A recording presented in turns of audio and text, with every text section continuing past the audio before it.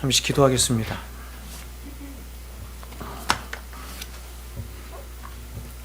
거룩하신 여호와 하나님의 말씀을 듣기를 원하옵나이다.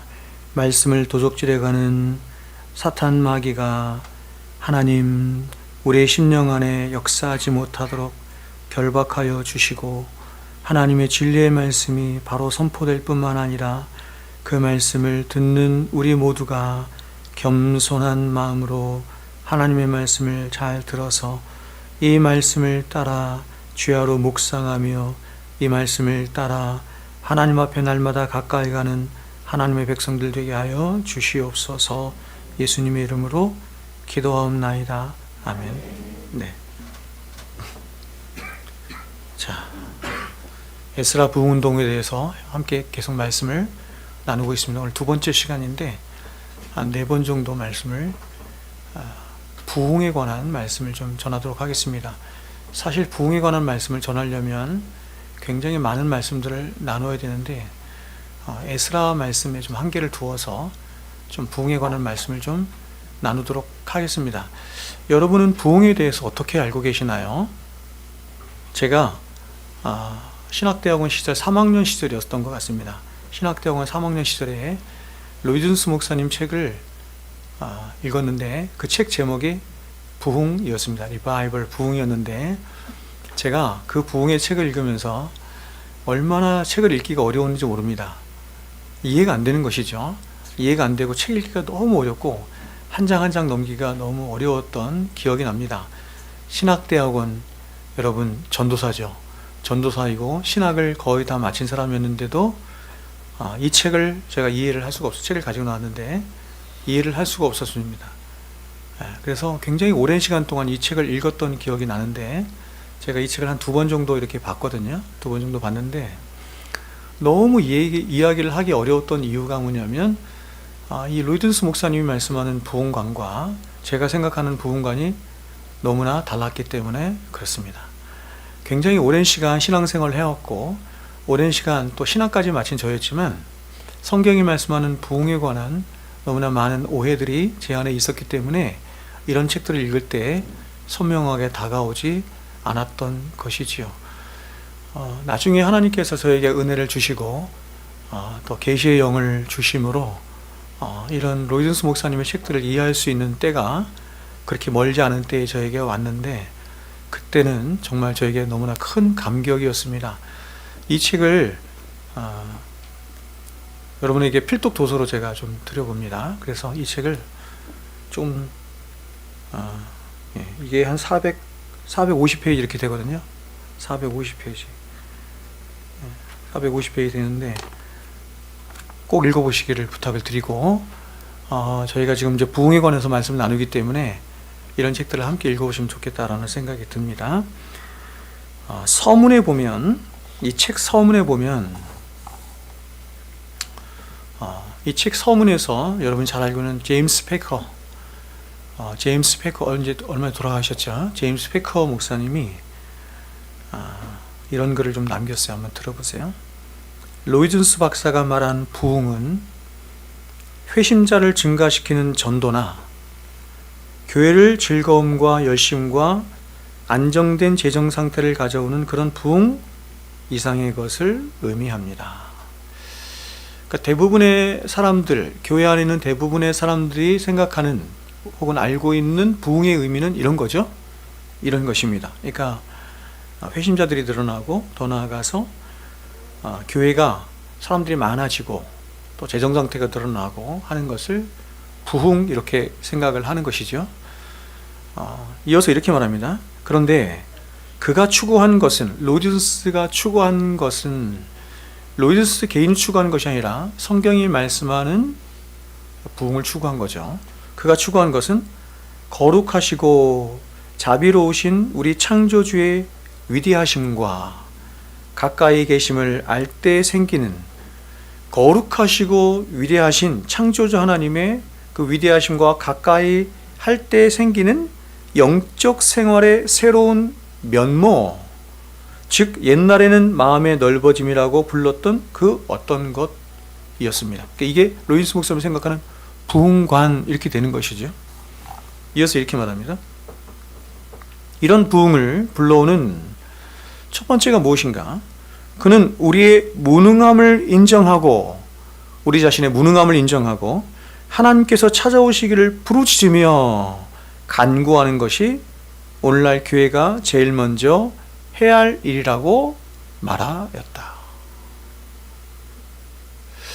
교회가 다른 것을 구하는 것이 아니라 하나님 자신을 구해야 된다는 것입니다. 자신의 부패함과 무능함을 먼저 보는 일이 가장 먼저 있어야 되고, 두 번째는 하나님을 향한 이 갈망이 교회 안에 있어야 된다. 그것이 성경이 말하는 진정한 부흥이다. 이렇게 말한 것입니다.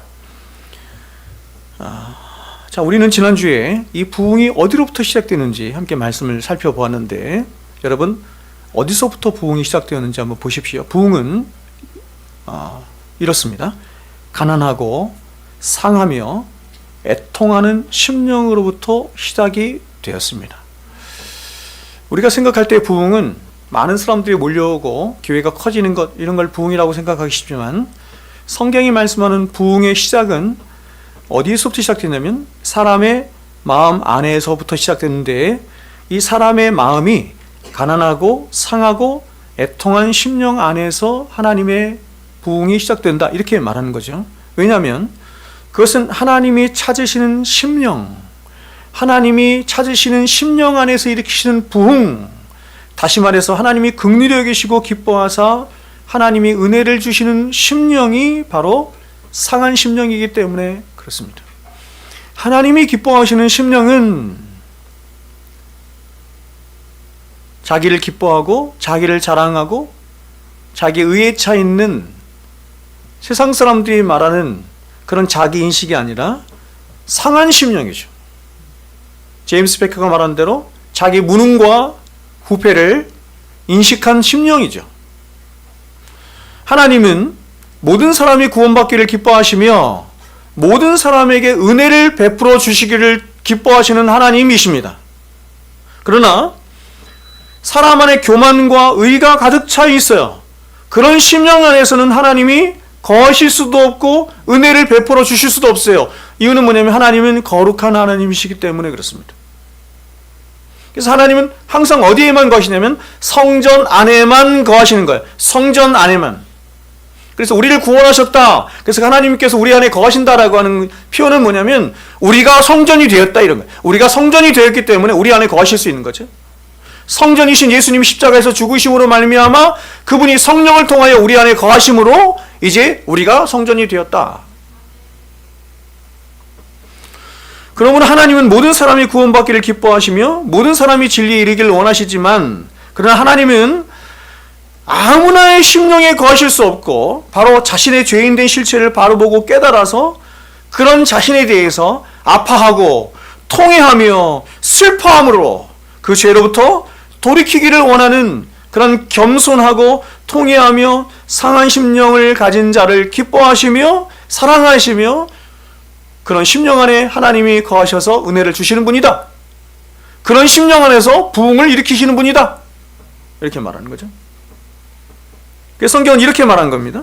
시편 34편 18절에 여호와는 마음이 상한 자를 가까이 하시고 충심으로 통회한 자를 구원하시는도다. 여호와는 마음이 상한 자를 가까이 하시고, 베드로전서 5장에서 이걸 이렇게 표현했죠. 겸손한 자들에게는 은혜를 주시고, 이 겸손이라는 말과 마음이 상한 자, 마음이 상한 마음이 같은 말이에요. 제가 여러분께 몇 번 말씀드렸지만 성경이 말씀하는 겸손은 유교적 겸손을 말하는 게 아니에요. 내가 이렇게 잘났고 이렇게 높아 있는데 그런 나를 낮추고 겸비하는 것을 겸손이라고 하잖아요. 그건 유교적 겸손이에요. 그것은 항상 자기 의를 수반하는 것입니다. 자기 의를 나타내기를 원하는 것입니다. 내가 그렇게 겸손하니 너 그런 나의 겸손을 알아줘, 이런 거죠. 성경이 말씀하는 겸손은 그것이 아니라 자신의 진짜 실체를 봐서 자신의 그 진짜 실체 안으로 자신을 이렇게 몰아가는 것입니다. 내려가는 것입니다. 그걸 겸손, 이렇게 말해요. 자신을 향한 사형선고와도 같은 것입니다. 그것이 겸손한 마음이에요. 겸손한 자들에게는 은혜를 주시죠. 겸손한 자들에게는 은혜를 주시죠. 상한 심령을 하나님이 가까이 하시죠. 충심으로 통회하는 자를, 자신의 죄로 인해서 아파하고 통회하며 자복하는 자를 하나님이 구원하시죠. 그래서 예수님이 이렇게 말씀하신 거예요. 누가복음 5장에서 예수께서 대답하여 이르시되 건강한 자에게는 의사가 쓸데가 없고 병든 자에게라야 쓸데 있나니. 그렇죠? 우리가 병원에 갈 때 아프니까 가는 거 아닙니까? 내가 아프다고 인식하기 때문에 가죠. 병든 자에게라야 쓸데 있나니 내가 의인을 부르러 온 것이 아니요 죄인을 불러 회개시키러 왔노라. 예수님은 자신을 의인이라 여기는 자를 위하여 오시지 않았다는 것입니다. 주님은 자신의 죄된 실체를 바로 보고 알고 깨달아서 그런 자신에 대해서 아파하고 통회함으로 하나님에 대해서, 하나님과 사람에 대하여 하나님과 교회 앞에 온유한 마음을 가질 뿐만 아니라, 그렇죠? 온유한 마음을 가진 이유는 그것이죠. 자신이 죄된 실체를 알았기에 아무것도 주장할 것이 없죠. 그래서 온유한 것입니다. 그런 마음을 가질 뿐만 아니라 오직 자신을 구원하실 수 있는 유일한 분이 하나님뿐이시라는 사실을 알아서 그 하나님을 향한 절대 의존의 마음을 갖는 것입니다. 절대 의존의 마음을 가진 자를 불러서 그 절대 의존의 가진 마음을 다른 말로 뭐라고 표현하냐면 믿음, 이렇게 말하는 거예요. 성경이 말하는 믿음은 다른 것이 아니라 자신의 죄된 실체를 깨달아서 자신을 구원하실 수 있는 분이 오직 예수 그리스도밖에 없다는 것을 알아서 그 예수 그리스도를 향한 절대 의존의 마음을 가지고 그 예수를 바라보는 거죠. 이게 요한복음 3장에서 말하는 거죠. 그분을 절대 의존의 마음으로 바라보는 것, 그게 믿음이에요. 그러한 자를 불러서 그를 하나님 앞으로 인도하기 위해서 예수님께서 오셨다, 이렇게 말하는 거예요. 그러므로 여러분, 성경이 말씀하는 모든 참된 부흥은 바로 이렇게 자신 안에 있는 죄를 보고 부끄러워할 뿐만 아니라 그 죄에 대해서 아파하고 통회하며 죄를 미워하는 상한 심령으로부터만 참된 부흥이 오는 것입니다. 이게 부흥이에요. 여러분, 제가 지난 주일에도 여러분께 말씀을 드린 것처럼 성경이 말씀하는 죄가 가진 죄의 최고의 목적이 무엇인지를 알아야 합니다. 원래 사람들이 자꾸 죄에 대해서 넘어지는 이유가, 실패하는 이유가 죄를 피상적으로만 알기 때문이에요. 세상 사람들이 알고 있는 죄처럼 죄를 생각하기 때문이에요. 죄가 가지고 있는 최고의 목적은 단지 죄의 열매들을 맺게 하는 데 있지 않습니다. 십계명에서 말하는 그런 죄들을 여러분이 범하도록 하는데 죄의 목적이 있지 않아요. 죄의 목적은 그것보다 훨씬 더 크고 훨씬 더 궁극적인 것입니다. 죄의 목적은 저와 여러분을 완전히 하나님과 우리 사이를 갈라놓아서 우리를 파멸에 이르도록 하는 것이 죄의 목적이에요. 그래서 그 죄가 우리 안에서 하는 일이 그렇게 하나님과 우리 사이를 갈라놓아 완전한 파멸에 이르게 하도록 하는, 죄가 하는 일이 뭐냐면 우리 안에서 끊임없이 우리의 마음을 단단하게 만드는 것입니다. 단단하게 만들고 고집스럽게 만들고 교만하게 만들고 기만하게 만들고 속이도록 하는 것입니다. 기만과 속임입니다. 그래서 여러분, 저와 여러분 하여금 진짜 우리의 실체를 보지 못하게 하는 것입니다. 우리가 하나님 앞에 누구인지를 보지 못하게 하는 것입니다. 우리가 하나님 앞에서 내가 누구인지를 보지 못하면 우리는 절대로 그리스도를 찾지 않아요. 그리스도께 갈 수가 없어요. 그래서 우리의 진짜 실체를 보지 못하게 할 뿐만 아니라 죄에 대해서 무감각하게 만드는 것입니다. 죄에 대해서 무감각하게 만들고 죄에 대해서 피상적으로 여기도록 해서 하나님을 보지 못하게 하는 것은 말할 것도 없고 바로 그 죄로 인해서 죽어가고 있는 자기 자신을 돌이킬 힘을 빼앗는 것입니다.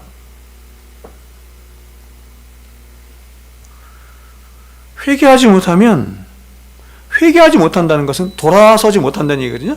돌아서지 못하는 것은 어떤 일이 발생하냐면 모든 존재는 힘과 성향으로 되어 있거든요. 어디를 향해서 가요, 계속. 그럼 인간은 돌이키기 전에 인간은 어디를 향해서 끊임없이 가냐면 파멸입니다. 파멸. 멸망입니다. 심판. 돌이켜야 되죠? 회개거든요. 근데 죄는 우리 안에서 우리의 마음을 단단하게 하고 고집스럽게 하고 속이게 해요. 기만하게 해요. 절대로 그 길에서 돌이키지 못하도록 합니다. 완전한 파멸이 이르도록 죽을 때까지 우리의 마음을 붙잡고, 혹시 구원받은 자 할지라도 그 마음을 붙잡고 우리를 기만하게 만들고, 존 우웨인이 말하는 것처럼, 존 우웨인 목사님 말씀하는 것처럼 죄는 두 가지로 크게 역사하는 거예요. 하나는 속임, 자꾸 속여요. 우리 자신에 대해서 속여, 우리 자신의 실체를 속이죠. 괜찮지 않은데 자꾸 괜찮다고 하는 것입니다. 하나는 강압이에요. 염려와 두려움과 이런 걸 주는 것입니다. 그래서 여러분, 제가 지난 시간에도 말씀드린 것처럼 이스라엘 백성들을 멸망으로 치닫게 하는 그 죄의 진짜 실체가 무엇인지 이사야 선지자가 이렇게 말한 거예요. 내가 알거니와 너는, 이스라엘 너는 완고하며 내 목은 쇠의 힘줄이요 내 이마는 노시라. 기가 막힌 표현이죠. 지금 이스라엘 백성들은 죄로 인해서 멸망을 향해 치달아가고 있어요. 그러므로 이들이 살 수 있는 유일한 길은 그 죄로부터 돌이키는 길밖에 없습니다. 근데 이들은 도대체 그 죄로부터 돌이키지를 않아요. 아니, 사실상 더 정확하게 말하면 죄로부터 돌이킬 힘이 없는 것입니다. 죄로부터 돌이키지를 못하는 것입니다. 아담 안에 있는 모든 인간의 실체가 다 이와 같으니 죄로부터 돌이킬 생각도 하지 못하고 죄로부터 돌이킬 힘도 없는 거예요. 그걸 무능 이렇게 해요. 전적인 무능, 부패 이렇게 말하는 거예요. 우리의 의지는 다 부패하여서 어떤 의지를 가져도 선한 의지를 갖지 못하는 것입니다. 하나님을 향하여 갖지 못하는 것입니다. 여러분, 왜 이들이 기도했습니까? 그것은 이들의 마음을 죄가 완전히 장악해버렸기 때문입니다. 죄가 완전히 장악해버린 상태예요. 즉, 죄가 이들의 마음을 완고하게 만들고 고집스럽게 만들고 무디게 만들고 기만하도록 했어요. 신학에 오면 그 사람 가장 대표적인 사람이 누구예요? 바리새인.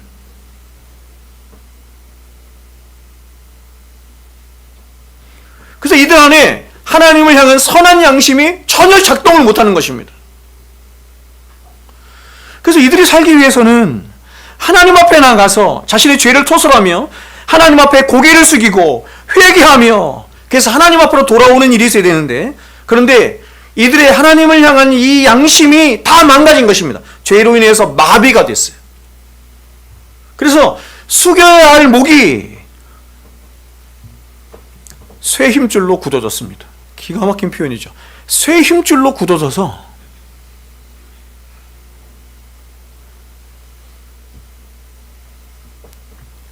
얼굴과 이마는 죄로 인해서 부끄러워하고, 그래서 부끄러움으로 얼굴이 이렇게 홍색을 띠어야 돼. 근데 홍색을 띠지 못하고 피가 돌지 못함으로 노수로 변해 있어서 푸른 빛을 내고 있는 것입니다. 그러므로 여러분, 저와 여러분의 심령에 참된 변화와 부흥이 있기 위해서는 가장 먼저 저와 여러분의 신앙의 양심이 살아나야 돼요. 저와 여러분의 신앙의 양심이 살아나서 죄를 죄로 여기는 일과, 죄를 죄로 여기는 일과, 그 죄에 대해서 슬퍼하며 부끄럽게 여기는 일과, 그리고 그 죄를 미워함으로 죄로부터 돌이키고자 하는 심령의 변화가 있어야 하는 것입니다. 저는 오늘날 여러분, 조국교회 형편이 어떤 형편에 있느냐, 저를 비롯해서 이렇게 생각합니다. 죄를 죄로 여기지 않는다. 세상 사람들이 생각하는 거의 그 기준에 머물러 있는 상태다, 이렇게 생각을 합니다. 오늘 에스라 말씀뿐만 아니라 느헤미야 말씀도 그렇고 성경에 나와 있는 많은 믿음의 선조들이 하나님 앞에 나가서 죄를 회개할 때마다 갖는 죄에 대한 기준이 있어요. 기준. 여러분, 죄를 죄라고 말씀하는 죄의 기준이 뭡니까? 거기로부터 오늘 한국교회가 너무 멀어져 있는 거예요. 죄를 죄라고 여기는 성도가 가져야 할 죄에 대한 기준이 뭐예요? 우리를 정죄하는 게 뭐가 정죄예요? 율법이 정죄하잖아요. 하나님 말씀이에요. 저와 여러분이 하나님 앞에서 가져야 할 죄의 기준은 하나님의 말씀이에요. 지금은 이 하나님의 말씀이 다 무너져 있어서, 하나님의 말씀이 무너져 있고 교회 안에서조차 하나님의 말씀이 다 무너져 있어서 사람들이 죄를 죄로 여기지 않아요. 구체적인 예들을 제가 수없이 여러분에게 말씀을 드릴 수 있어요.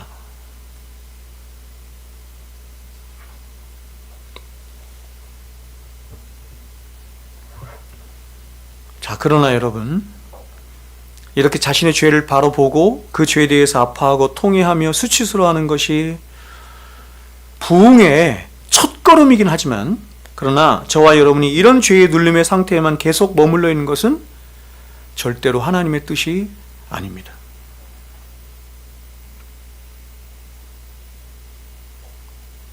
이런 상한 심령이 있지 않고는 절대로 부흥으로, 참된 부흥으로 갈 수 없는 것은 사실이지만, 이것 자체가 부흥이거나 이것 자체가 부흥이 목적하는 바는 아니에요. 기독교를 큰 틀에서 말하면 이렇게도 말할 수 있겠죠. 기독교는 십자가를 목표로 하는 종교가 절대로 아닙니다. 그러나 십자가가 있어야 기독교가 말하는 부활의 영광으로 나아갈 수 있는 것이죠. 우리 안에 계신 성령께서 저와 여러분으로 하여금 죄를 보게 하시고 죄를 자각하게 하심으로 그 죄에 대해서 아파하게 하시고 슬퍼하게 하시며 죄를 미워하게 하시는 것은 우리를 그리스도 예수 안으로 끌고 가서 그 그리스도 예수 안에 주어지는 자유와 평강과 은혜와 능력을 갖도록 할 뿐만 아니라 더 큰 하나님의 영광을 보고 즐거워하며 그 하나님의 영광을 위해서 사는 진짜 하나님의 백성들 되도록 하기 위함인 것입니다. 이것이 부흥의 궁극적인 목적이에요. 부흥이라는 말을 쓰니까 조금 헷갈릴 수 있겠죠? 이것이 하나님이 저와 여러분을 구원하시고 우리에게 믿음을 주시고 신앙을 주신 궁극적인 목적이다. 그래서 에스라는 이렇게 죄를 자각하고 죄를 아파하며 죄를 수치스러워하는 것에만 머물러 있지 않고 그 죄를 해결하실 수 있을 뿐만 아니라 우리 안에 참된 자유와 평강과 부흥을 진정으로 줄 수 있는 하나님 앞에 나아가 요청하며 기도하는 것.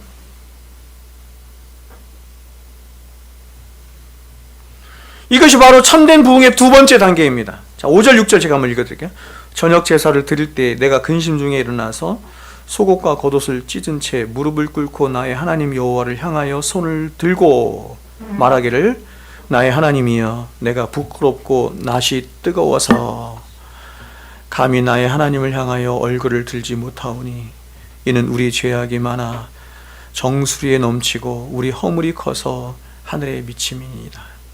여러분, 어떤 면에서 저와 여러분 죄를 자각하고 죄를 아파하고 슬퍼하는 문제는 부흥의 가장 첫 번째 중요한 문제이자 절대적인 요소이며 근거이고 토대라고 할 수 있습니다. 그러나 성도는 절대로 이렇게 죄를 자각하고 아파하는 자리에만 머물러 있어서는 안 되고 바로 그 죄가 처리될 수 있는, 그래서 저와 여러분에게 진정한 자유와 해방과 부흥과 영광을 줄 수 있는 하나님 앞에 나아가서 구하고 요청하는 일들이 있어야 하는 것입니다. 근데 오늘날 어떤 그리스도인이라고 하는 많은 사람들은 이렇게 죄를 자각하는 데까지는 어떻게든 이르기는 하는데 그 이상까지 이르는 데는 많은 사람들이 실패를 한 것입니다. 왜 그렇습니까? 그것은 많은 사람들이 그렇게 깨달은 자신들의 죄를 처리하는 문제에 있어서 계속해서 실패하기 때문에 그렇습니다. 그러므로 우리는 죄를 깨닫는 것만으로는 절대로 충분하지 않고, 종교적인 영역이 또 포함되는 건데, 죄를 어떻게 처리해야 하는가 하는 이 죄의 처리의 문제까지 진리 안에서 나가는 거예요. 자, 그러면 여러분, 보통 사람들은 죄를 어떻게 처리할까요? 제가 지금 보통 사람들이 죄를 처리하는 방법을 두 가지를 얘기할 텐데, 이것은 일반적으로 세상 사람들이 죄를 처리하는 방식이기도 한데, 그리스도 안에 있다고 하는 교회 안에 있는 너무나 많은 사람들이 죄를 이런 식으로 아직도 처리하고 있기 때문에 문제가 되는 겁니다. 제가 느헤미야 1장을 설교할 때도 들었던 말씀인데 세상 사람들의 죄를 처리하는 방식은 크게 두 가지입니다. 먼저 첫 번째로 세상 사람들이 죄를 처리하는 방식은 이것입니다. 죄를 회피하거나 죄를 핑계하거나 죄를 합리화하거나 죄를 축소시키는 것입니다.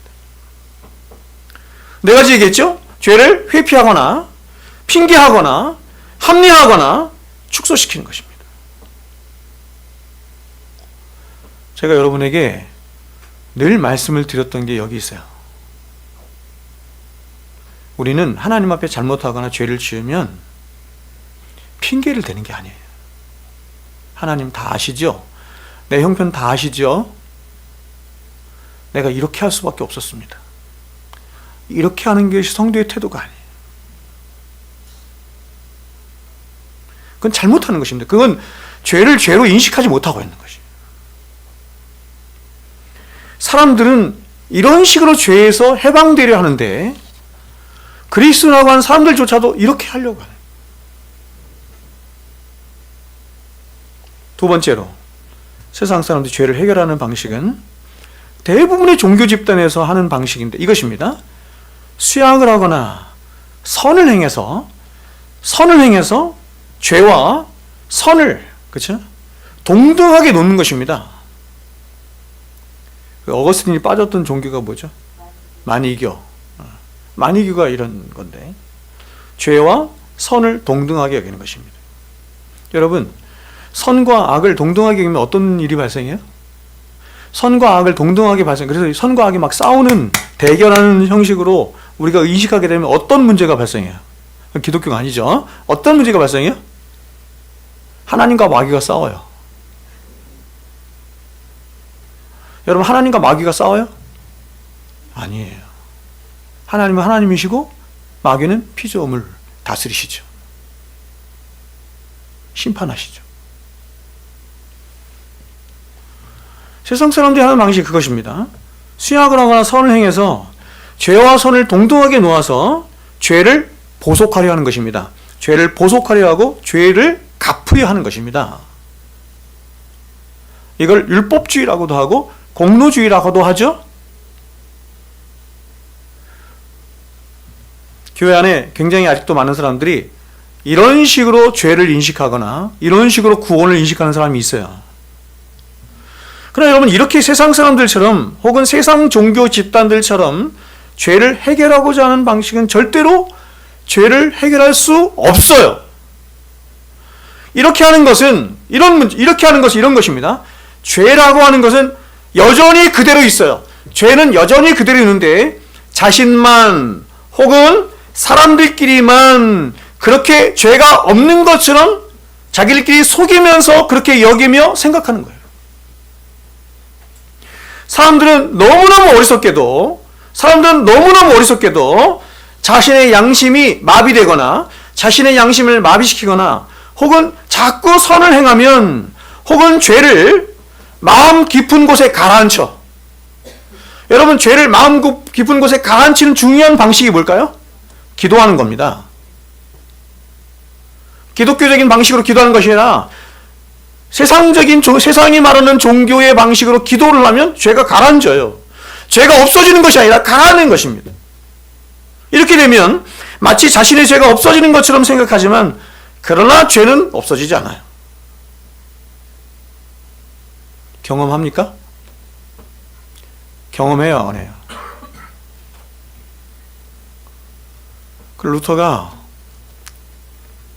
그 젊은 루터가 하나님 앞에 나아가서 잘못 인식했던 거예요. 그래서 끊임없이 자신의 죄를 보속하려 한 것입니다. 선을 행해서 이렇게 자백하는 걸 뭐라 하죠? 죄를 자백하는 거. 고해성사도 하고 선도 행하고 기도도 하고 자신 안에 있는 죄를 어떻게든 없애보려고 하는 것입니다. 안 되죠.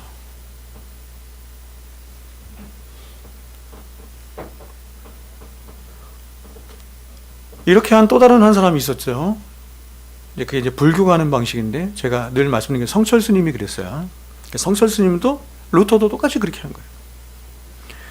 성철 스님도 60년이 넘는 세월 동안 성찰을 하고 학문 닦고 선을 행하고 도를 닦는 듯 온갖 인간이 할 수 있는 모든 방법을 다 동원해서 자신 안에 있는 죄를 보속하려 하고, 그래서 그 보속을 통해서 해탈이라고 하는 곳에 이르려 했지만, 그는 마지막 죽음 앞에서 이렇게 얘기한 것입니다. 나는 내 안에 있는 죄를 해결할 수가 없어서, 죄를 해결할 수가 없어서 나는 무간지옥에 떨어진다. 더 정확하게 말하면 이렇게 말했어요. 우리 불교 안에는 죄를 나도 해결할 수 없고 죄를 해결할 수 없는 어떤 존재가 없기 때문에 우리 안에는 구원이 없다. 이렇게 말해요. 저건 꺼줄래요? 꺼도 되죠? 덥죠?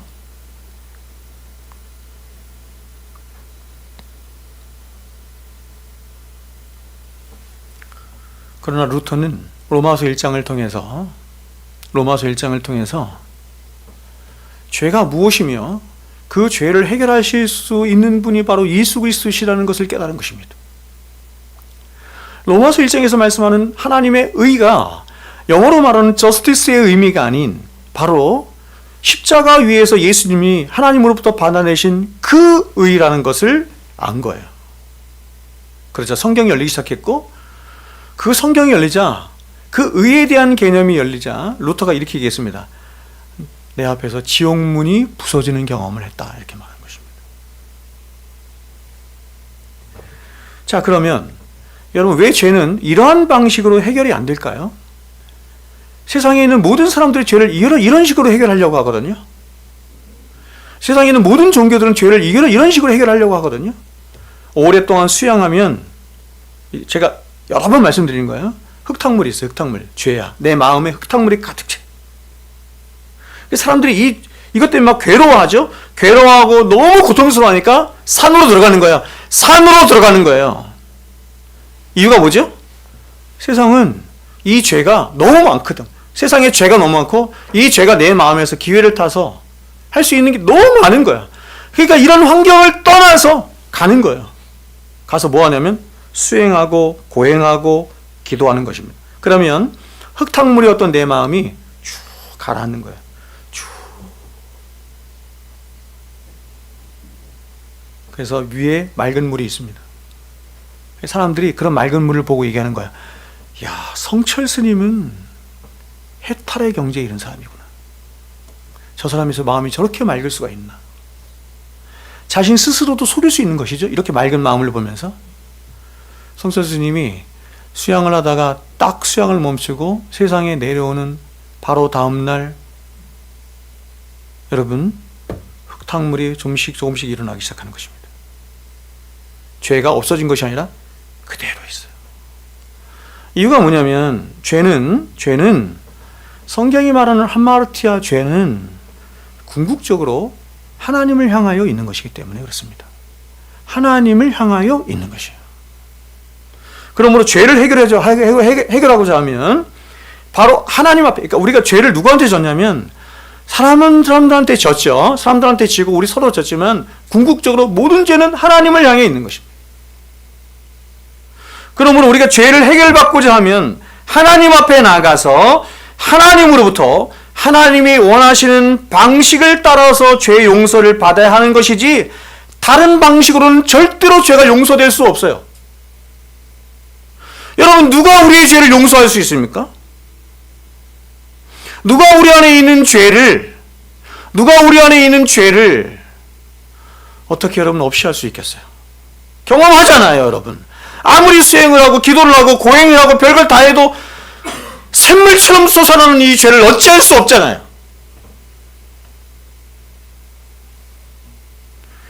혹시 사람이 수양을 하고 선을 행함으로 자신의 죄를 가라앉히거나 죄를 무시하는 방식으로 자신과 다른 사람들을 속일 수 있어요. 그러나 죄는 궁극적으로 하나님을 향하여 범한 것이고 하나님을 향해 있는 것이기 때문에 하나님 앞에 나가서 그 하나님으로부터 너는 죄 없다. 더 나아가서 너는 의롭다. 라고 하는 판결을 받아야 돼. 그래서 그분이 유일한 재판관 되신 하나님이라 이렇게 말하는 거예요. 그분으로부터 이런 판결을 받아야 사람 안에 진정한 평안이 오는 것입니다.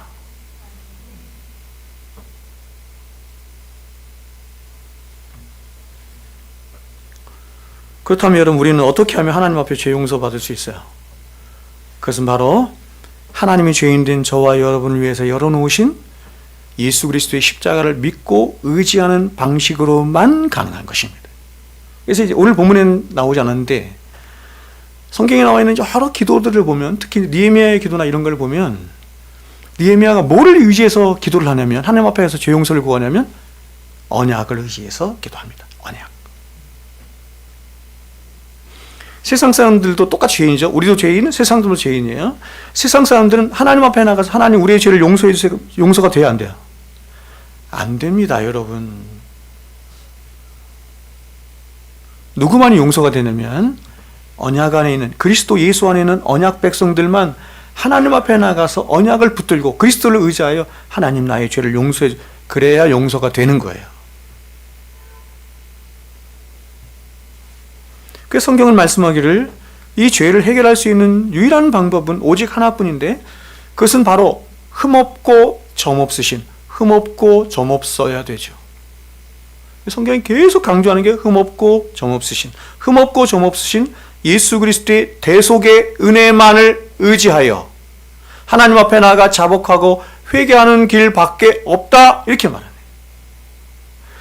여러분, 우리 안에 있는 어떤 걸 의지해서 하나님 앞에 나가서 자랑거리가 되겠어요? 하나님, 내가 하나님 앞에 평생 내가 주의 복음을 전하는 자로 살았으면 그게 하나님 앞에 가서 자랑거리가 되겠어요? 이 길 외에는 해결할 방법이 없는 거예요. 예수 그리스도를 의지하는 것 밖에는 해결할 방법이 없는 것입니다. 그것이 하나님이 저와 여러분들에게 열어놓으신 죄가 해결되게 하는 유일한 방식이에요.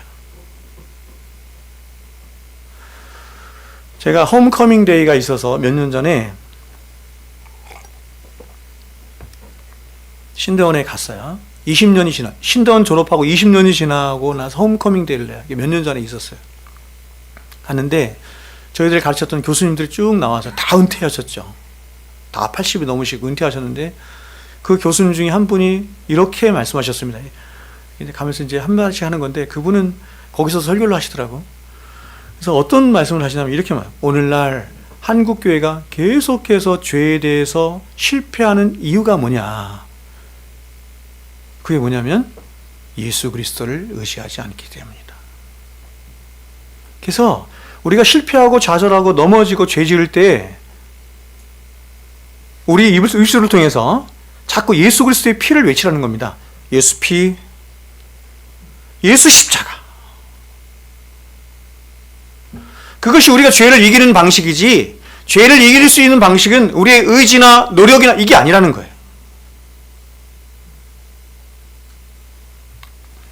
지금 에스라는 이렇게 이스라엘 백성들이 범한 죄를 하나님 앞에 보세요. 핑계하거나 혹은 선을 통해 보속하거나 혹은 합리화하는 방식으로 절대로 죄가 해결될 수 없다는 사실을 안 겁니다. 또한 에스라는 범죄한 이스라엘을 꾸짖고 책망하며 정죄하는 방식으로도 죄가 해결될 수 없다는 것을 안 거예요. 에스라는 이스라엘이 범한 모든 죄가 바로 하나님을 향하여 범한 죄라는 것을 알아서 그는 비록 그 죄로 인해서 아파하고 통회하며 고통스럽고 수치스러움을 느끼지만, 그러나 그 죄를 해결하실 수 있는 유일한 분이 오직 하나님 한 분뿐이시라는 것을 알았기에 그는 하나님 앞에 나가서 염치를 불구하고 죄를 자복하며 죄 용서를 구하는 거예요. 여러분, 기독교 신앙은 굉장히 뻔뻔한 것입니다. 기독교 신앙은 굉장히 뻔뻔한 거예요. 오늘 주일인데 예배에 나와야 되는데 아침에 남편하고 엄청 싸웠어. 뒤지게 싸웠어. 막 욕하고 막 마음이 너무 복잡하고 힘들죠? 내가 이런 마음으로 무슨 하나님 앞에 가서 예배하나? 그래서 예배를 안 나왔습니다. 굉장히 기특해 보입니까? 아니에요. 여기에 이 예배의 자리에 나와서 하나님 앞에 예배를 할 수 있는 자격을 갖춘 자는 한 사람도 없어요. 어떤 사람은 예배에 나올 때 일주일 동안 내가 기도도 열심히 했고 말씀도 열심히 보고 그래서 오늘날 너무너무 정말 하나님 앞에 정말 이 즐겁고 기쁜 마음으로 하나님 앞에 예배할 수 있어. 이것도 잘못이죠. 저나 여러분이나 우리가 하나님 앞에 나아가 하나님을 배웠고 하나님의 얼굴을 구하며 하나님의 은혜를 구하며 죄 용서를 받을 수 있는 유일한 근거는 예수 그리스도이시니, 그래서 우리는 넘어지고 실패하고 죄를 지으나 뻔뻔하게 예수 그리스도만 의지하여 하나님 앞에 나아가서 그분의 긍휼을 구하며 나의 죄를 용서하여 주시옵소서 할 수 있는 언약 안에 있는 존재들인 줄 믿습니다.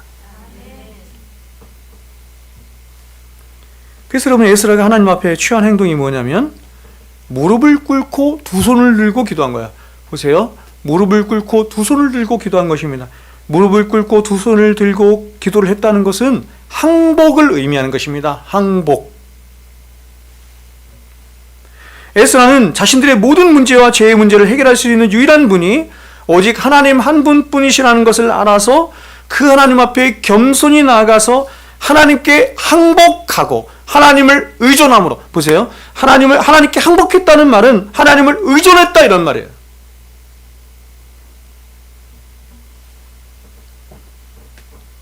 그래서 하나님 앞에 나아가 죄 용서를 구하고 있는 것입니다.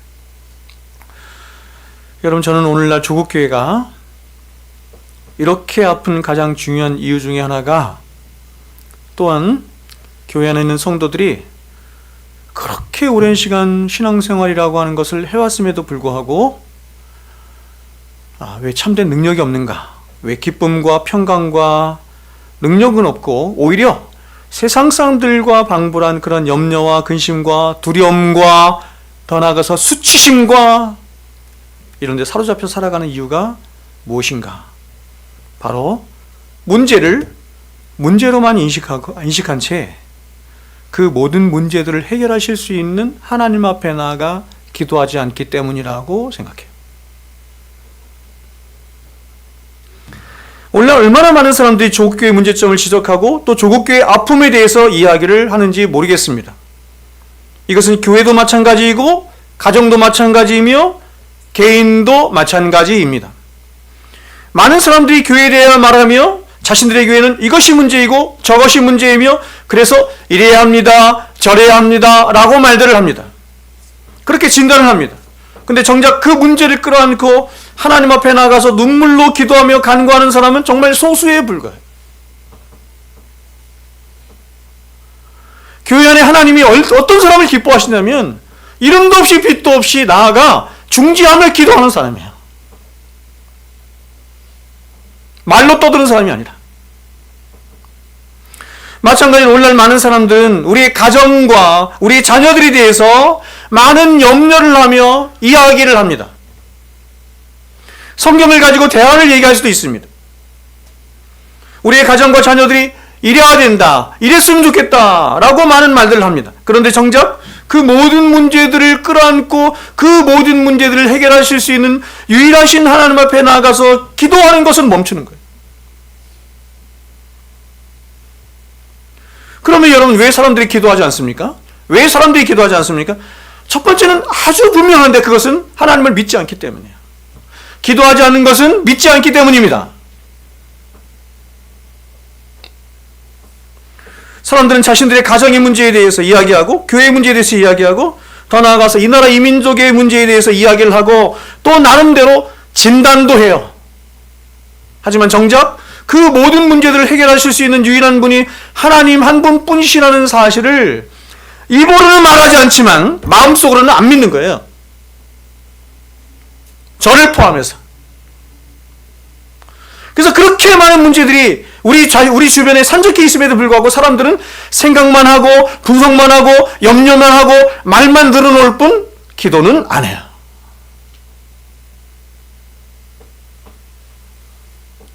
그러나 여러분, 기도를 하지 않는데도 얼마든지 부흥이 올 수 있다라고 하는 것은 절대로 불가능한 것입니다.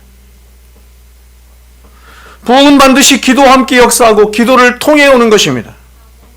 바른 기도죠. 그럼 만일 누군가가 자신은 기도한 적이 없는데 자기 자녀들이 은혜를 받고 변화돼, 또한 교회 안에 많은 변화와 부흥이 있어요. 그냥 우연히 일어난 것이 아닙니다. 어떤 사람들은 그냥 하나님의 절대 주권과 은혜지, 아닙니다, 여러분. 누군가 보이지 않는 곳에서 이름도 없이 빛도 없이 기도했기 때문이에요. 헌신했기 때문이에요. 하나님 그러한 사람을 찾고 계시는 것입니다.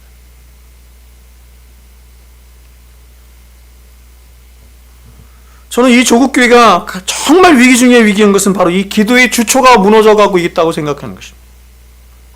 특별히 골방에 나아가서 하나님과 대면하며 하나님의 얼굴을 구하고 하나님과 씨름하는 깊은 기도의 골방에 무너져 있어요. 밥 먹을 때 기도하고, 무슨 일이 있을 때 기도하고, 인생의 문제에 직면했을 때 기도, 그런 건 누구나 다 해요.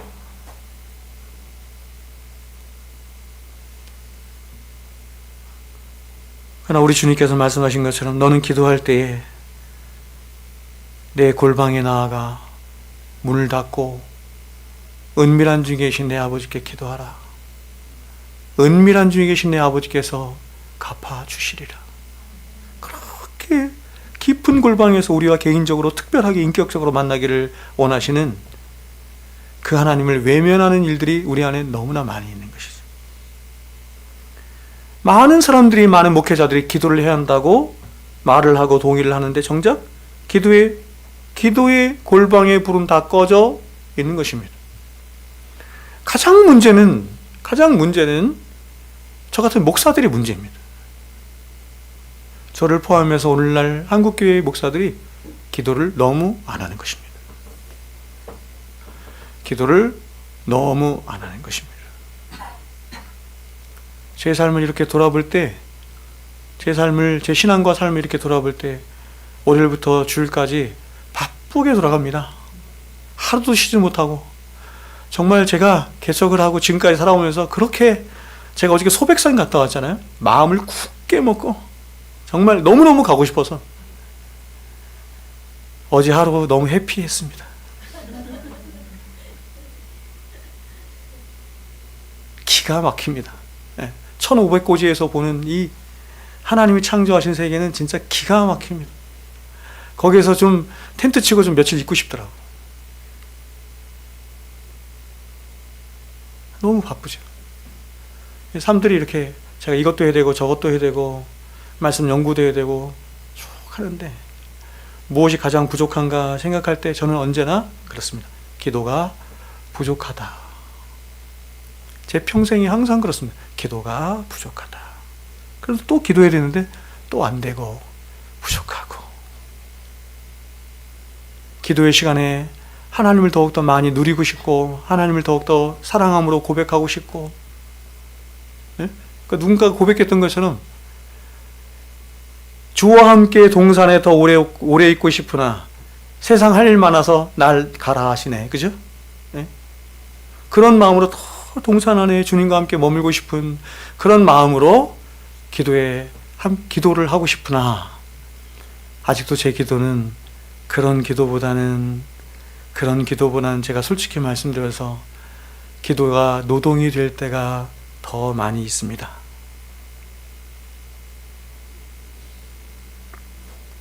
이렇게 저를 포함한 오늘날 한국교회 목회자들이 너무 기도를 안 한 것입니다. 요한 웨슬레는 예전에 이렇게 말했습니다. 하루에 3시간 이상 기도하지 않는 자의 경건을 나는 절대로 믿을 수 없다. 1시간도 아니고 2시간도 아니고 3시간.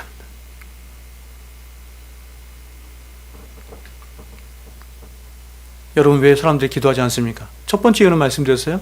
하나님을 믿지 않습니다.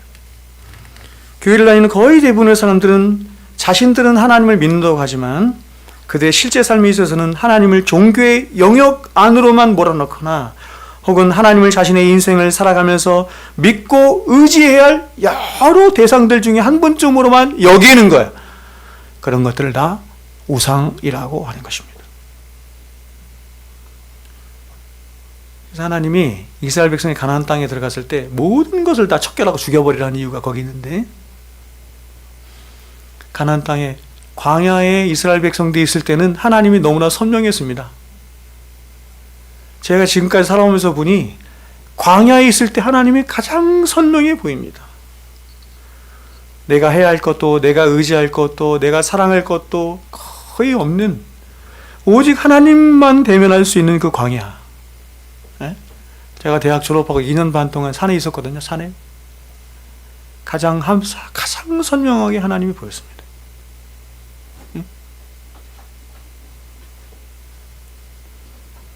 뭐 얘기했죠?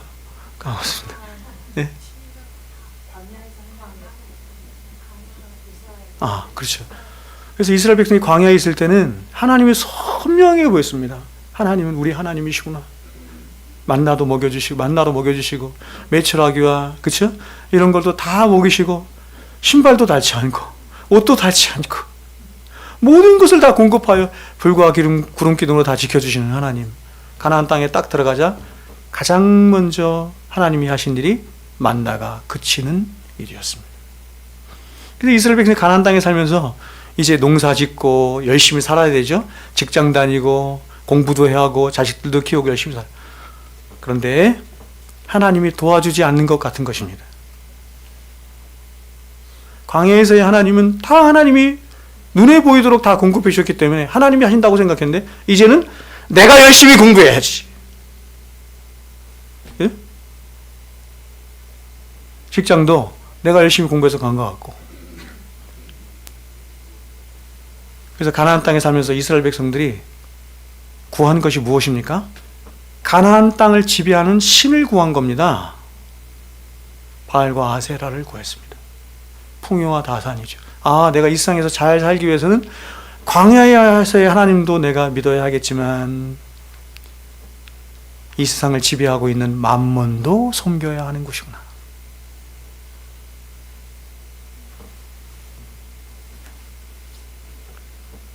이렇게 하나님을 믿지 않음으로 나타난 가장 결정적인 증거가 기도하지 않는 것입니다.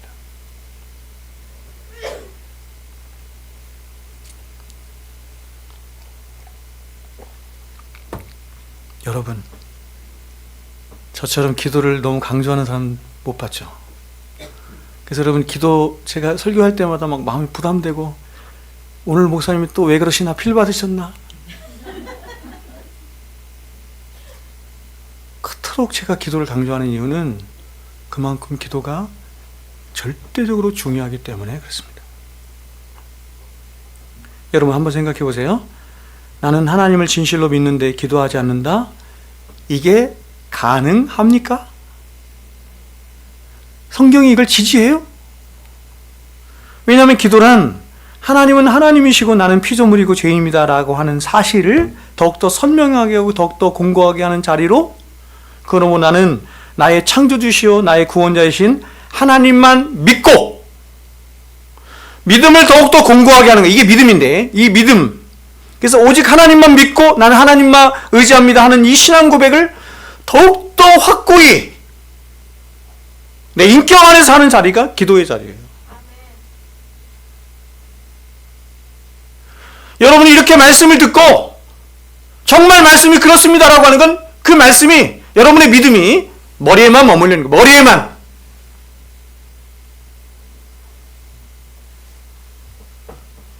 두 번째로, 오늘 많은 사람들이 기도를 하지 않는 이유는 자신도 너무나 바쁘기 때문이라고 말을 합니다.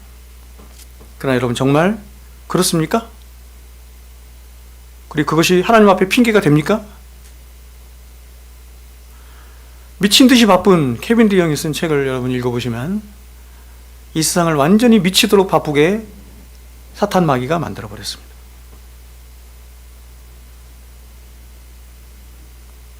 사람들은 세상이 문명화되면 문명화될수록 더 많은 시간을 확보하고 더 많이 쉴 수 있고 더 많이 자기 시간을 가질 수 있을 것이라고 생각했는데 그렇지 않죠? 이유가 뭡니까?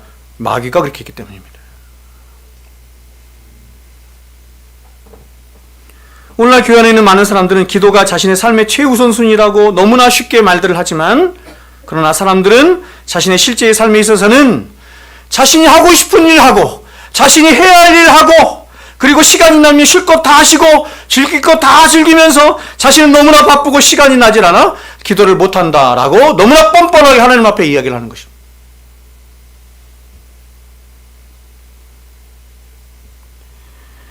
이런 핑계는 여러분이 여러분 자신을 스스로 속이도록 하는 마귀의 가장 전형적인 술책입니다. 여러분 한번 생각해 보세요. 여러분의 인생에 바쁘지 않았던 때가 어디 있어요? 그러니까 자꾸 나는 이게 TV에서도 조장하는 건데 사람들이 자꾸 경제가 어렵대. 경제가 어렵대. 여러분 그 지구에 있는 나라들 중에서 이렇게 고도로 발달한 경제가 발달한 나라가 우리나라밖에 없어요. 근데도 우리는 이런 나라에서도 사람들은 계속해서 경제가 어렵대. 80년대도 경제가 어렵다. 90년대도 경제가 어렵다. 작년에도 올해도 경제가 어렵다. 사람들의 모든 관심은 다 경제. 얼마나 많이 잘 살아야 행복합니까? 또 똑같아요. 바쁘지 않았던 적이 없어. 안 그래? 10대는 10대 나름대로, 20대는 20대 나름, 30대는 40대는 대부분이 마귀가 쳐놓은 그물에 갇혀서 인생을 다 그렇게 허비하는 거예요.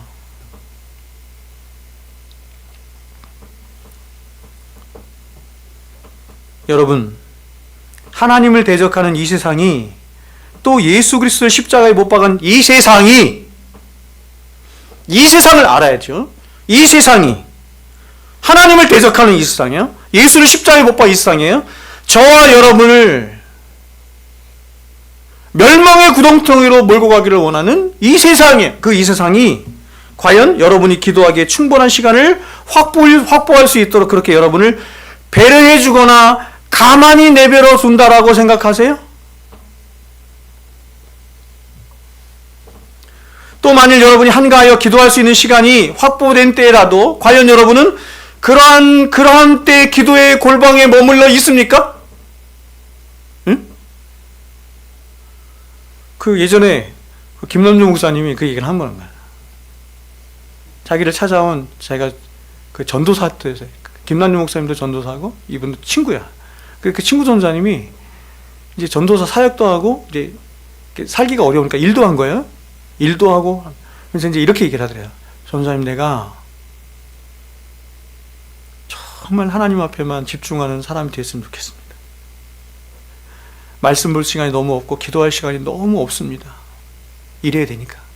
그래서 하나님 이 일을 해결해 주시면 나는 정말 너무 많은 시간들을 하나님 앞에 나가서 기도할 수 있을 것 같은데, 근데 몇 달 있다가 찾아왔어요. 다시 찾아왔는데 이런 고백을 하더래요. 뭐냐면 하나님이 그 문제를 해결해 주셨습니다. 하나님이 내가 일하지 않고도 살 수 있도록 하나님이 좋은 사역지를 주어서 경제 문제를 해결해 주셨다는 거예요. 근데 그 다음 고백이 놀라운 게 뭐냐면, 그런데 전도사님 있잖아요. 내가 그렇게 시간이 많이 확보되면 하나님 앞에 나가서 기도할 줄 알았는데 대부분의 시간을 제가 TV 앞에 있는 것을 보았습니다. 여러분, 시간이 확보되면 여러분 기도할 것 같아요? 아닙니다. 마귀가 속이는 것입니다. 기도의 문제는 여러분의 환경의 문제나 시간의 문제나 여건의 문제와 전혀 상관없습니다. 기도는 바로 여러분의 믿음과 가장 밀접하게 직결되어 있는 문제인 것입니다.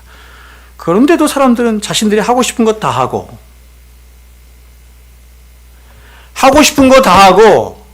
할 일 다 하면서, 여러분 오늘날 교회 하는 사람들은 제가 이런 얘기하면 이렇게 얘기할 거예요. 목사님, 그게 무슨 문제입니까?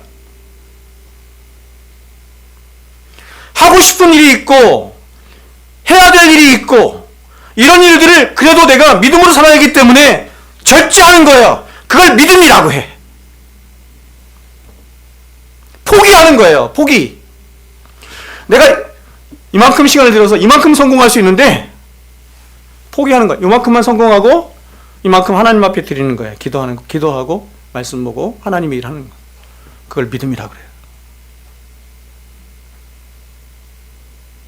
세월은 기다려주지 않아요. 때가 악하니라 세월을 아끼라. 때가 악하니라. 때가 악해요. 마귀가 세상을 바쁘게 만들어서 우리의 인생을 다 뺏어가는 겁니다. 그런 식으로. 그래서 이렇게 하는 거예요. 세월을 아끼라. 세월을 사라 그랬죠? 사야 돼요. 의지를 들여서 값을 지불하고 사는 겁니다. 시간을 사고 인생을 사야 돼.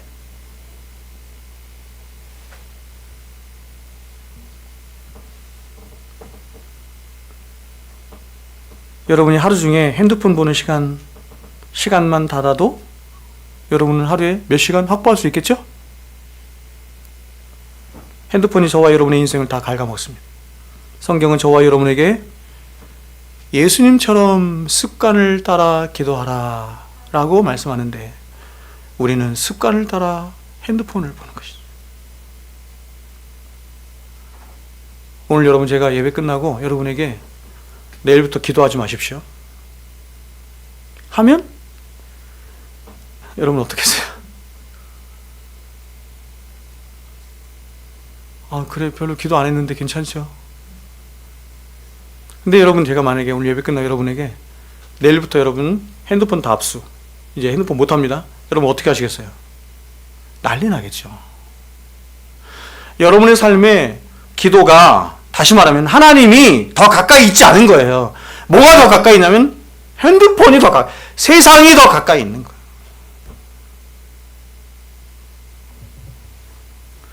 여러분이 인생을 다 살고 난 후에 과연 여러분의 인생에 무엇이 남을지 한번 생각해 보세요. 세상은 넓고 할 일은 많다 하는 말에 속아서 평생을 땀 흘려 일하면서 살았는데 과연 그 모든 과업과 성취들이 마지막 주님 오시는 때에 여러분에게 무슨 위로가 되겠습니까? 그리고 그러한 삶이 과연 하나님 앞에 무슨 가치로운 삶이 되겠어요? 여러분이 세상에서 성공하고 잘된 거는 하나님과 아무 상관없어요. 아무 상관없어요. 그런 것들이 하나님을 향해 있을 때 상관이 있는 거지.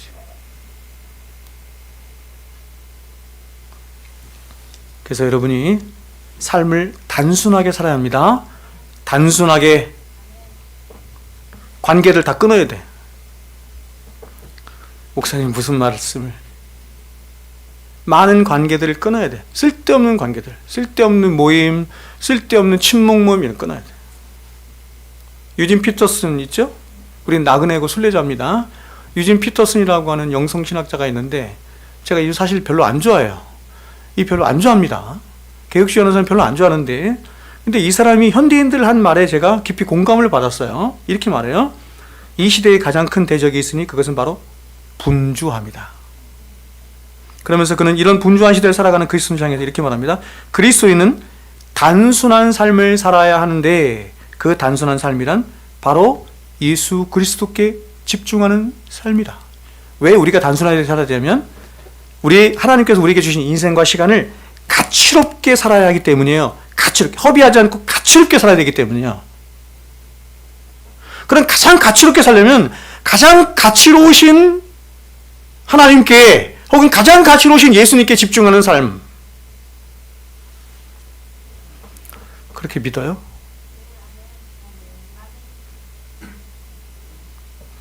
저는 지금까지 인생을 살아가면서 하나님보다 더 가치로운 분 제가 못 봤어요. 하나님보다 귀하신 분 못 봤어요. 하나님보다 영광스러운 분 못 봤어요. 그분과 사귀고 교통하는 기도, 그래서 귀한 거죠.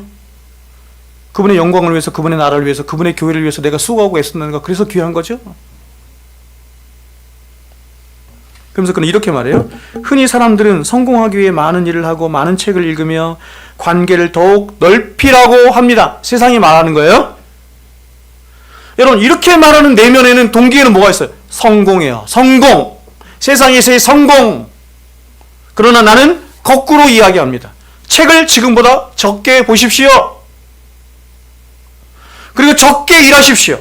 그리고 사람들과의 관계도 최소화하십시오. 여러분 자신에게 가장 필요하신 분은, 가장 여러분에게 필요하신 분은, 또 여러분에게 가장 가치로우신 분은 하나님이십니다. 그러므로 하나님과의 개인적인 만남을 갖도록 더욱 노력하십시오. 하나님의 임재가 없는 영성은 다 기독교가 말하는 참된 영성이 아닙니다. 오늘날 기독교가 참된 영성을 잃어버린 가장 근본적인 이유는 바로 세속화 때문입니다. 너무 세상을 많이 갖고 싶은 거예요. 너무 세상을 많이 갖고 싶은 거예요. 그래서 제일 어려운 것 중에 하나가 신앙생활 하는 거예요. 절제가 어려운 거, 절제.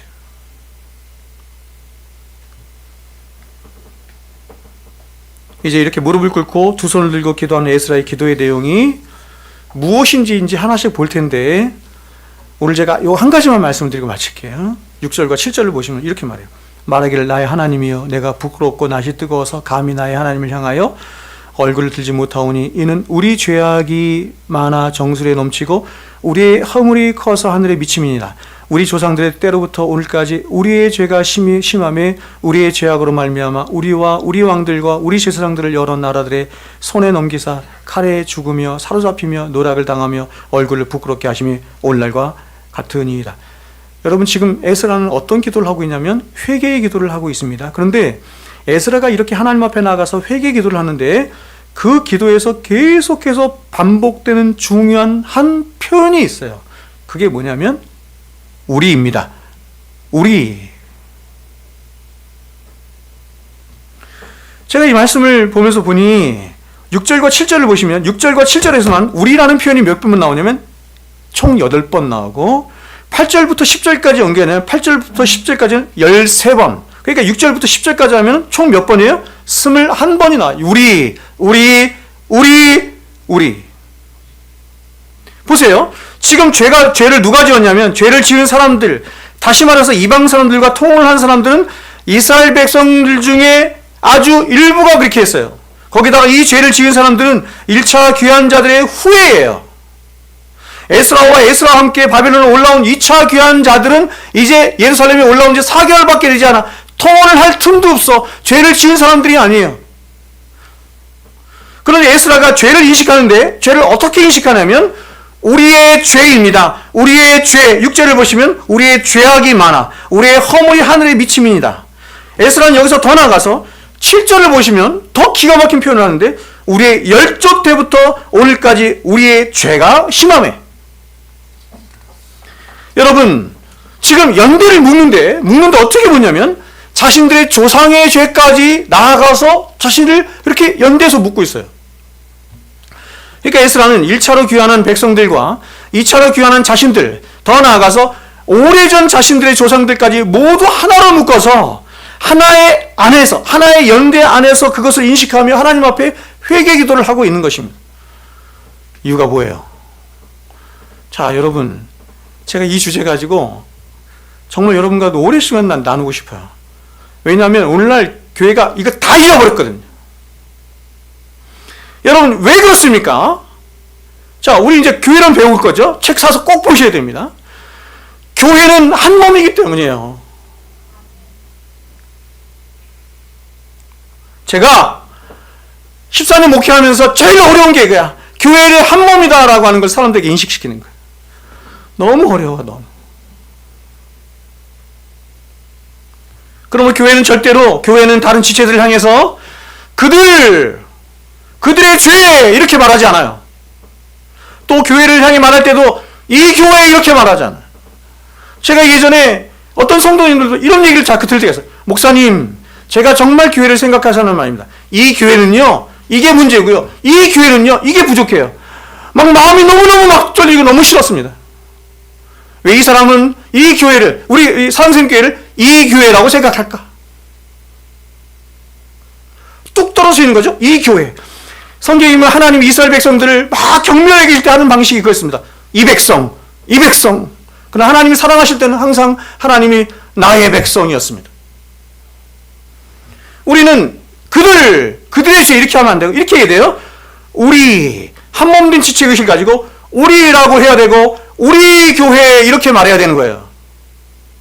비록 죄는 다른 사람들이 지었지만 그러나 그 사람들이 그리스도 예수 안에 있는 한 몸 된 지체들이요 자매들이며 지체인 줄 알고 확신하기에 우리는 절대로 저들의 죄 이렇게 말하지 않고 우리의 허물과 죄라고 말하며 그렇게 한 몸 안에서 함께 아파하고 함께 애통해하고 함께 고통하며 함께 즐거워하는 일이 있어야 하는 거예요. 그게 교회죠. 아멘이세요? 그래서 여러분, 우리 주님도 저와 여러분의 기도를 가르칠 때도 이렇게 기도했죠. 하늘에 계신 우리 아버지여, 오늘 우리에게 일용할 양식을 주셨고 우리가 우리에게 죄 지은 자를 용서해 준 것 같이 우리 죄를 사하여 주셨고 우리를 시험에 들게 하지 말게 하여 주시옵소서. 그러므로 여러분, 성도는 바로 이렇게 기도해야 하는 것입니다. 성도는 공동체적으로 죄를 자각하고 죄에 대해 슬퍼하며 죄에 대해서 애통해야 할 뿐만 아니라 그 모든 죄가 마치 나의 죄이고 우리의 죄인 것처럼, 하나님, 내가 죄를 지었습니다, 이렇게 우리가 죄를 지었습니다 라고 하는 것입니다. 나의 죄는 말할 것도 없고 우리가 죄를 지었습니다 해야 하는 것입니다. 그래야 하나님 앞에 그 기도가 바른 기도가 되는 것이고, 또 그와 같은 기도 속에 자신의 신앙도 교회 안에서 그 몸 안에서 자랄 수 있는 것이며, 또 교회는 참된 부흥으로 나아갈 수 있는 것입니다. 마지막으로 말씀드리고 마칠게요. 보세요. 하나님이 정하셨어요. 성도는 제가 말씀드린 것처럼 성도가 구원받는 것을, 구원론을 소명이니 중생이니 이런 걸로도 얘기하지만, 굉장히 성경이 특별하게 얘기하는 것을 뭐라고 얘기하냐면 교회 몸 안으로 불러들였다 이렇게 말한단 말이에요. 구원을. 한 사람의 구원이 확인이 어디 되냐면 교회 몸 안에서 되는 것이에요. 그 사람의 신앙이 어디서 증진되냐면 교회 몸 안에서 증진이 되는 거예요. 믿으시죠? 그래서 여러분이 교회를 사랑하셔야 되고, 무엇보다 나보다 남을 낫게 여기는 그런 마음으로 옆에 있는 지체들을 사랑하시고 섬기시고 몸 안에서 여러분이 자라가셔야 돼요. 몸 밖에 떨어지는 것은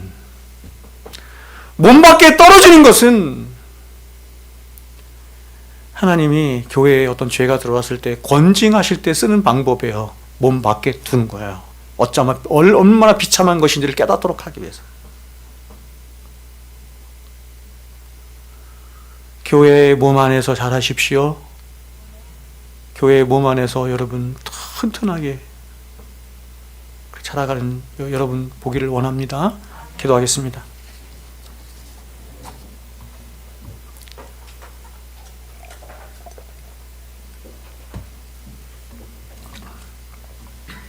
여러분, 이 시간 우리 잠시 기도하겠습니다.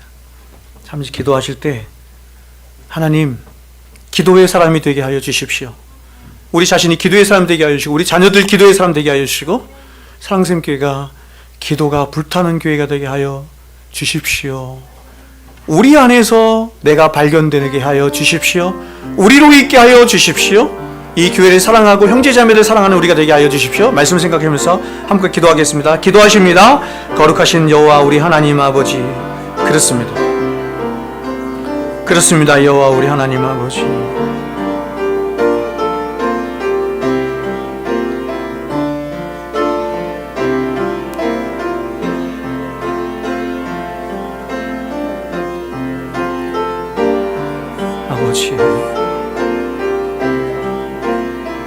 아버지,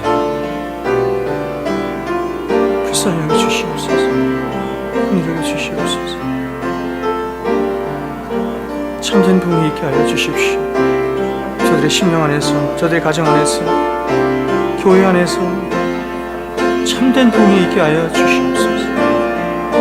우리는 비록 약하지만, 우리는 부패하지만, 우리는 강하지만, 우리는 무능하지만, 우리를 참되게 하시고 우리를 거룩하게 하시는 하나님이 계십니다. 그 하나님을 향하여 날마다 나아가 하나님께 아뢰고 기도하고 하나님께 요청하며 그 많은 군의 여호와 하나님과 사귀며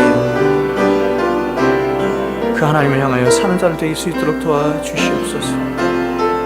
거룩하신 여호와 우리 하나님 아버지, 이 땅에 사랑생교회를 세우신 하나님 아버지, 교회를 사랑하되 주님께서 자기 몸을 사랑하신 것 같이 사랑하셨던 것처럼 우리도 우리 서로를 향해서 그렇게 지체를 가지고 사랑할 수 있도록 도와주시옵소서.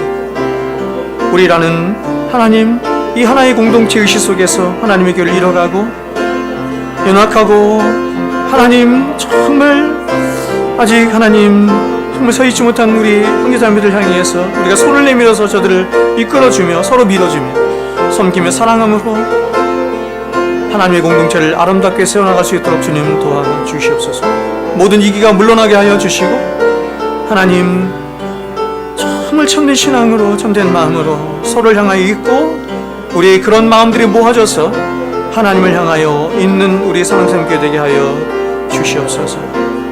귀하고 복되신 여호와 우리 하나님 아버지 감사합니다.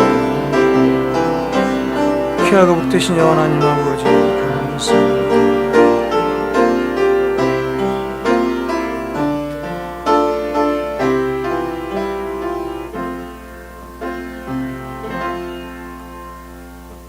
복되신 우리 하나님 아버지,